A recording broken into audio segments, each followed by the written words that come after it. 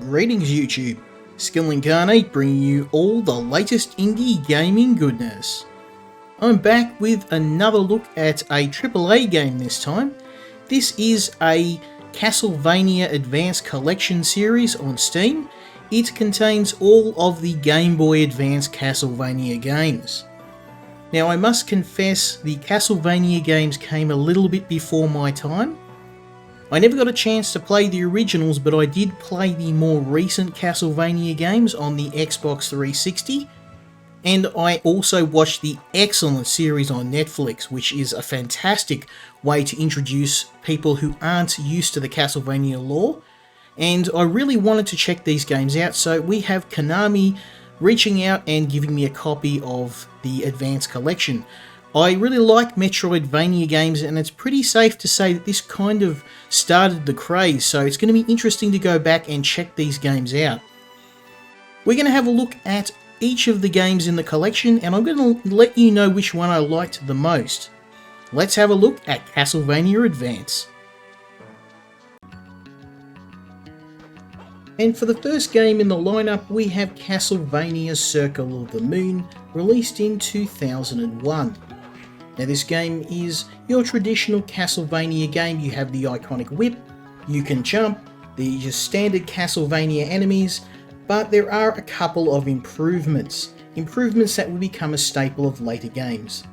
The first one is that you now have the ability to level up your character. This game introduces what would become the RPG system that's used in later games. It's rather rudimentary here. Upgrading your character, all it does is give you a larger health pool, and it increases your mana bar so that you can use your special attacks a little bit more often.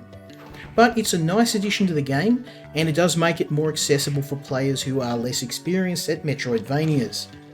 In terms of story, this game is probably the weakest. You're a vampire hunter who has returned to Dracula's castle to vanquish him along with his master. There's nothing special here in terms of story, and the later games would have more elaborate lore to explore, but this is a really nice jumping off point for playing the games because it's nice and simple. It eases you into the game, and the difficulty spike isn't too bad. That being said, it's not an easy game. You are going to have to learn the mechanics rather quickly, learn to use the special abilities, and also do a little bit of grinding if you're a newer player. I really like this game, and it's definitely the one that I recommend to start with. It's not my favourite game in the collection, and we're going to have a look at some of the other games next. For the next game, we have Castlevania Harmony of Dissonance, released in 2002. Now this game is a sequel to Circle of the Moon, and it actually has you playing as a member of the Belmont family this time. Now, a lot of the mechanics that were in Circle of the Moon are reintroduced here. The ability to level up and the basic character management system, along with an open world environment. Now this game is your traditional Castlevania game. A lot of the enemies are ones that, again, we would see in later games, but there's one glaring problem that really makes this game hard to play for me, and that is the pixel art style. Now, you're a member of the Belmont family, you're exploring these gigantic castles, but the backgrounds of the game just look terrible.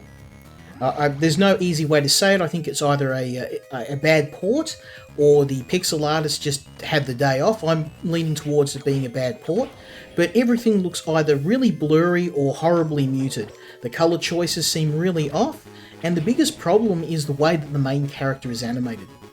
You have some really awful animations. You've got this horrible outline around the character, a really, really horrible coloured outline. I don't know why they chose it, and I don't know why they have this after effect whenever you jump. It's really, really hard to stomach. It just looks awful, and it's amazing how sometimes one little artistic change can make a game, or make or break a game, especially when you've got a game that is that's following up on a very solid Metroidvania game that the last game was. So yeah, it's hard to recommend this game. I would play it if you just want the chance to say you've finished all of the advanced games, but you can probably give this one a miss. There's not much in the way of story, and it's definitely the weakest of the collection in my opinion. That being said, try it out if you want to finish all of the games, but I would recommend moving on to the next title, which we're going to have a look at now.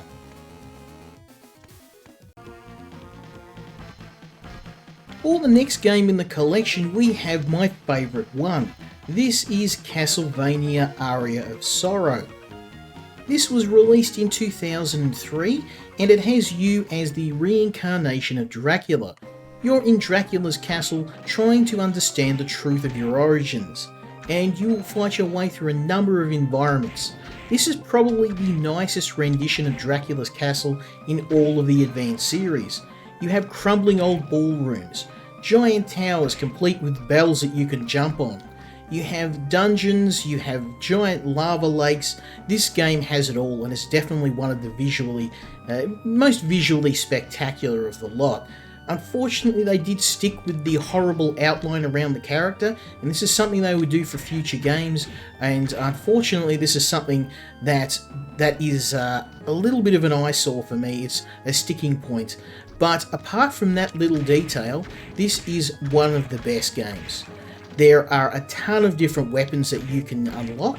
Swords, axes, knives, spears, and on top of that it introduced the ability to steal enemy attacks. As you can see, I'm using a stolen attack from one of the knights. When you kill enough enemies in the game, you will steal their soul and then you can use their special abilities. This is a fantastic way to have a little bit of longevity to the game, as you'll go back to early areas, try and kill large amounts of these enemies to unlock their abilities, and then to continue killing more of them to upgrade them to do more damage. This game is a really nice addition, and is probably the sole reason why you would want to play the Advance games. The other Dracula games are quite good, but I just don't think they measured up to this one. Now you might think, I'm breezing through this pretty easily. I'm not even trying. You don't take a lot of damage, and that's mainly because you can level up your character. They've added a lot of RPG mechanics into the game, and it does make the game a little bit easier if you want to do a bit of grinding. I'm quite high level, so most of these enemies aren't too much of a challenge. So you may want to see something with a little bit more of a difficulty spike. And don't be disappointed, because I have saved the best till last.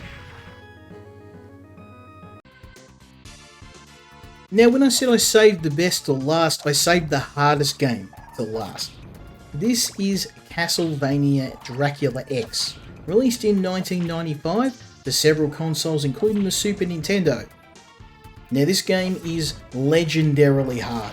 In fact, this is the game that I heard about when I was looking at Castlevania. This game pulls no punches. It makes the other games look easy by comparison. You have no checkpoints, no RPG system, no health pickups. You just gotta get good, and you gotta get good fast.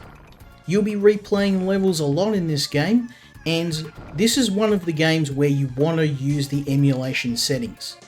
Now, this game does use emulation, and like a lot of ROMs, we can quick save and quick load. There are several slots, which is a fantastic way to play this game, because if you don't use this, you have to rely on entering passwords, something that was common in games in the 90s. Now, this game is a lot of fun in that it's a real challenge. I don't think anyone is going to make it to the end of this game without playing several times. It's a very short game, there's not a lot to it, but you are going to play these levels again and again and again until you memorize enemy patterns.